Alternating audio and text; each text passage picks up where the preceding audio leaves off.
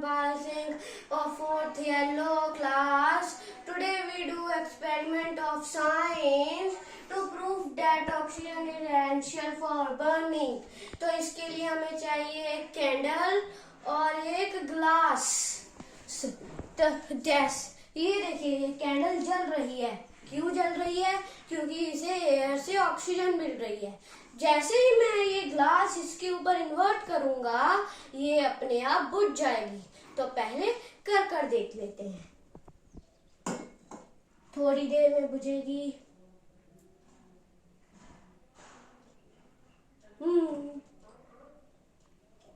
Slow हो रही है और बुझ गई। तो इससे हमें पता चलता है oxygen is essential for burning.